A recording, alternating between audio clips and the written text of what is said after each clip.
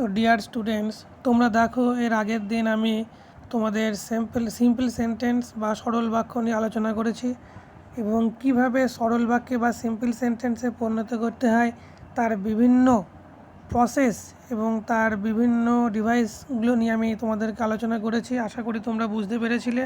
তো আজকের আমাদের বিষয়বস্তু হলো কমপ্লেক্স সেন্টেন্স। তো প্রথমেই বলে কমপ্লেক্স সেন্টেন্স কাকে বলে। A sentence that has one principal clause and one or more dependent clauses or subordinate clauses is called a complex sentence. তাহলে একটা বাক্য বা একটা সেন্টেন্স যার একটি প্রিন্সিপাল ক্লজ এবং এক বা একের বেশি ডিপেন্ডেন্ট ক্লজ কিংবা সাবঅর্ডিনেট ক্লজ থাকে, তখন তাকে আমরা বলি কমপ্লেক্স সেন্টেন্স বা জটিল বাক্য। তো চলো কমপ্লেক্স সেন্টেন্সে পরিণত করার যে বিভিন্ন প্রসেসগুলো আছে সেই প্রসেসগুলো নিয়ে এবার আমি তোমাদের সামনে আলোচনা করি। তো দেখো, joining into a complex sentence, two or more simple sentences may be combined into a single complex sentence. দুই বা তার বেশি সেন্টেন্সকে, সিম্পল সেন্টেন্সকে আমরা একটা সিঙ্গেল কমপ্লেক্স সেন্টেন্সে পরিবর্তন করব বা পরিণত করব। তো এক্ষেত্রে আমাদের কী কী নিয়ম প্রযোজ্য? By using noun clause, by using adjective clause এবং বাই ইউজিং অ্যাডভার্বিয়াল ক্লজ। তো কীভাবে আমরা নাউন ক্লজ, কীভাবে আমরা অ্যাডজেক্টিভ ক্লজ এবং কীভাবে আমরা অ্যাডভার্বিয়াল ক্লজে পরিণত করে কমপ্লেক্স সেন্টেন্সে পরিণত করব, সেগুলোই এখন দেখার বিষয়।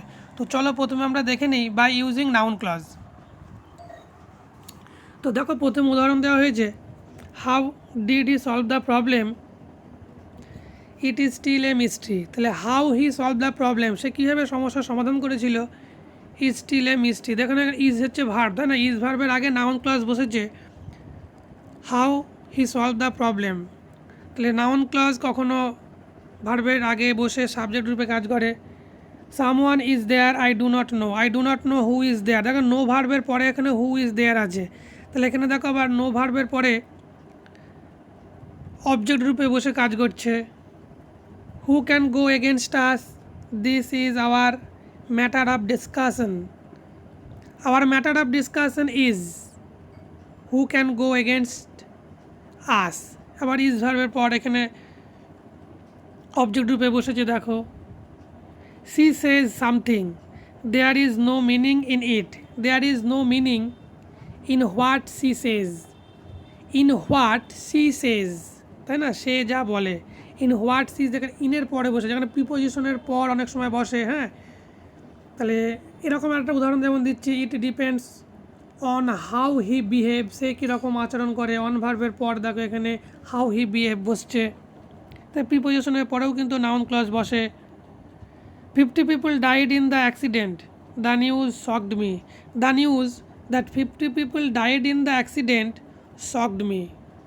তো এখানে দেখো that 50 people died in the accident কিন্তু নাউনের কাজ করছে।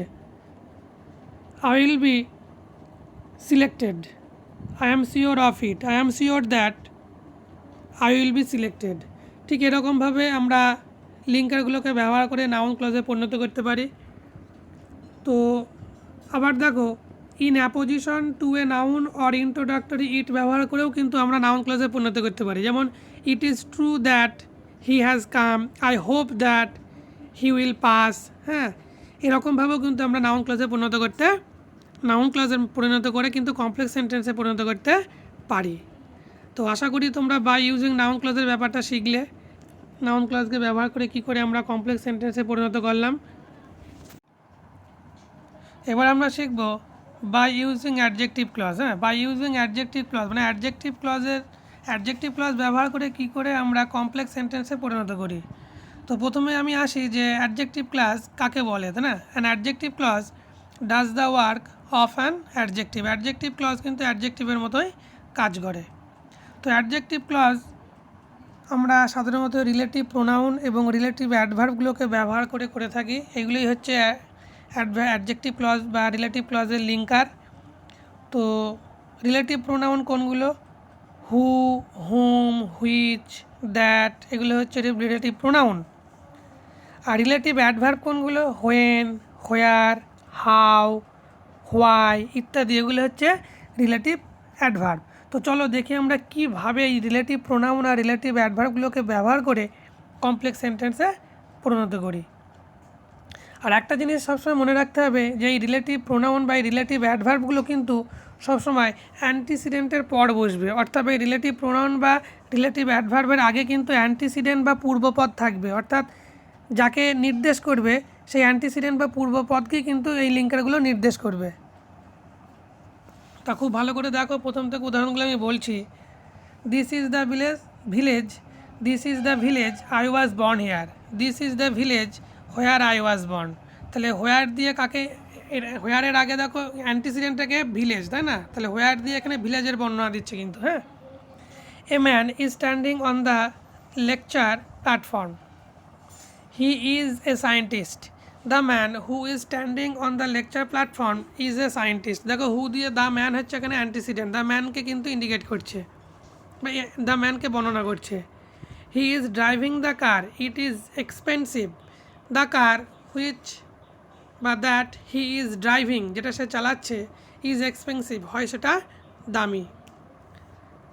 The post was advertised in the Statesman, I have applied for the post, I have applied for the post, হ্যাঁ, হুইচ ওয়াজ অ্যাডভার্টাইজড, যেটাকে বিজ্ঞপ্তি দেওয়া হয়েছিল ইন দ্য স্টেটসম্যান পেপারে। তাহলে দেখো হুইচ দিয়ে এখানে দ্য পোস্টকে ইন্ডিকেট করছে এবং দ্য পোস্ট হচ্ছে এখানে অ্যান্টিসিডেন্ট বা পূর্বপদ হুইচের। পাঁচেরটা দেখো, I was introduced to a man, I had never seen him before, I was introduced to a man whom, যাকে I had never seen before, যাকে এর আগে আমি কখনোই দেখিনি। তাহলে দেখো এখানে হুম বলতে কাকে, যাকে, তাহলে হুম বলতে এ ম্যানকে কিন্তু এখানে ইন্ডিকেট করছে, বা হুমের কিন্তু অ্যান্টিসিডেন্ট কিন্তু a man.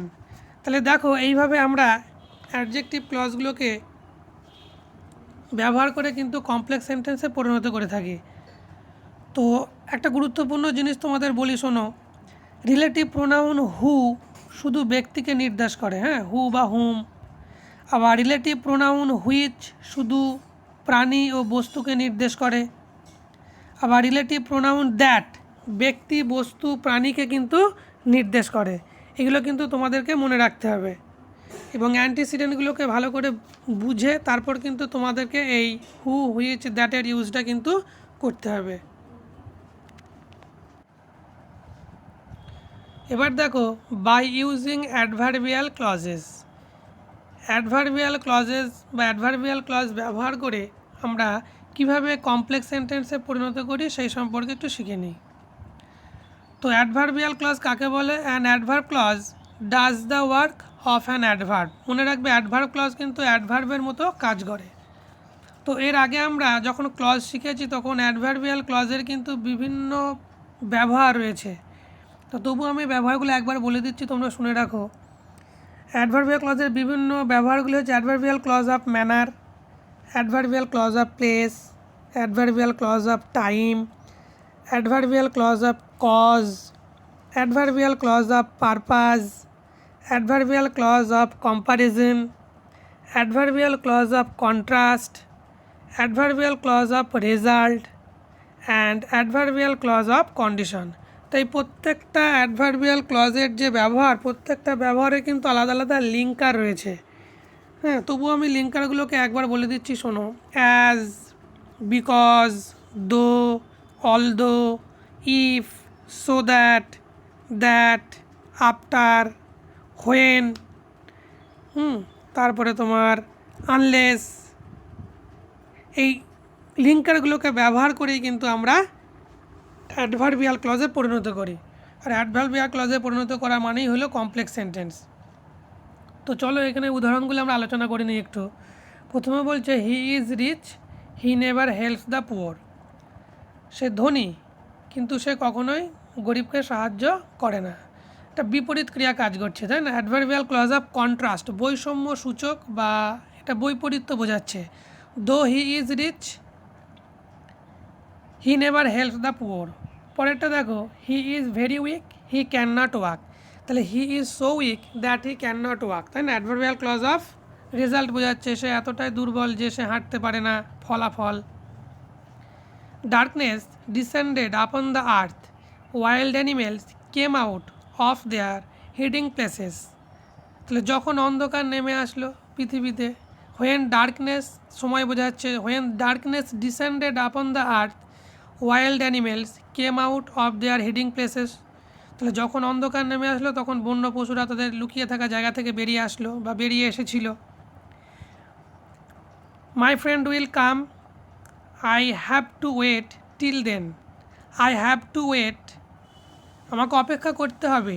Until my friends কাম, যতক্ষণ পর্যন্ত আনটিল মাই ফ্রেন্ড কামস, যতক্ষণ পর্যন্ত আমার বন্ধু না আসে।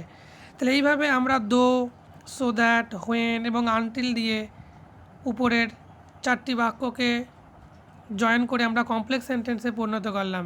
তো আশা করছি তোমরা অ্যাডভার্বিয়াল ক্লজের লিঙ্কারগুলো, নাউন ক্লজের লিঙ্কারগুলো এবং অ্যাডজেক্টিভ ক্লজের লিঙ্কারগুলোকে কীভাবে ব্যবহার করে কমপ্লেক্স সেন্টেন্সে পরিণত করলাম তোমরা শিখতে পেরেছো বা বুঝতে পেরেছো। তো এরপর আমি আরও কিছু উদাহরণ দিচ্ছি, উদাহরণগুলো ভালো করে ফলো করো। তো দেখো আরও কিছু উদাহরণ দিচ্ছি আমি। Joining of simple sentences into complex one. মানে সিম্পল টু কমপ্লেক্স, 2 বা 2-এর বেশি সিম্পল সেন্টেন্সকে যোগ করে কমপ্লেক্স করতে হলে অন্তত একটি সিম্পল সেন্টেন্সকে সাবক্লাস করতে হবে, এটা কিন্তু মাথায় রাখবে তোমরা। তো আমি পড়ছি, দেখো উদাহরণগুলো। Simple, speak, I will fire. Complex করেছি কী দিয়ে দেখো, unless you speak I will fire, যদি না কথা বলো বা যদি না বলো তোমাকে গুলি করবো, আই উইল ফায়ার, সাবক্লজ। তাহলে এখানে দেখো আনলেস ইউ স্পিক, এখানে লাল হরফে যে অক্ষরগুলো তোমরা দেখছো এগুলো কিন্তু সব সাবক্লজ, ভালো করে খেয়াল করো। আবার কি কমপ্লেক্সে আর এক রকমভাবে করা যায়, if you do not speak, যদি তুমি না বলো ইউ উইল ফায়ার। তাহলে if you do not speak, এটা দেখো এটা আবার সাবক্লজ। পরেরটা দেখো, we dislike him, he is dishonest. We dislike him because he is dishonest, কারণ সে অসৎ। এটা অ্যাডভার্বিয়াল ক্লজ, অ্যাডভার্বিয়াল ক্লজের লিঙ্কার দেখো কারণ দিয়ে আমরা করেছি।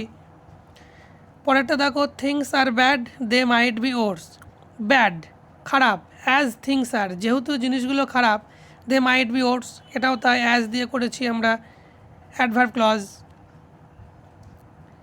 পরেরটা দেখো, I began late, I finished fast. এটা কিন্তু অ্যাডভার্বিয়াল ক্লজ অফ কন্ট্রাস্টের মধ্যে পড়ছে, তাই না? এই যে এটাকে তাই আমাদের দো দিয়ে করবো, লিঙ্কার দো প্রয়োগ করতে হবে। বৈষম্য বা বৈপরীত্য যখন বোঝাবে, যেমন কি দো আই বিগ্যান লেট, যদিও আমি দেরি করে শুরু করেছিলাম, আই ফিনিশড ফাস্ট। পরেরটা দেখো, the earth moves round the sun, he said this, he said that the earth moves round the sun. দেখো that the earth moves round the sun কিন্তু নাউন ক্লজের রূপে কাজ করছে এখানে। হ্যাঁ, the old man is blind, he lives by begging. Complex sentence দেখো, the old man who lives by begging is blind. বৃদ্ধ লোকটা যে ভিক্ষা করে জীবিকা চালায়, ইজ ব্লাইন্ড হয় অন্ধ। তাহলে এখানে দেখো হু দিয়ে দ্য ওল্ড ম্যান হচ্ছে অ্যান্টিসিডেন্ট, এই অ্যান্টিসিডেন্টকে নির্দেশ করছে, ওল্ড ম্যানের বর্ণনা দিচ্ছে। তাহলে এখানে দেখো নাউন ক্লজ, অ্যাডজেক্টিভ ক্লজ এবং অ্যাডভার্ব ক্লজ যোগ করে কিন্তু কমপ্লেক্স সেন্টেন্স গঠিত হলো। তো এইভাবে কিন্তু আমরা কমপ্লেক্স সেন্টেন্সে পরিণত করব এবং লিঙ্কারগুলোকে খুব ভালো করে তোমরা বুঝে তারপর কিন্তু ব্যবহার করবে। তো আশা করছি তোমরা এই ভিডিওটা দেখে কীভাবে কমপ্লেক্স সেন্টেন্সে পরিণত করতে হয় সে ব্যাপারটা শিখতে পেরেছো। বুঝতে না পারলে বলবে, আমি আবার বুঝিয়ে দেবো।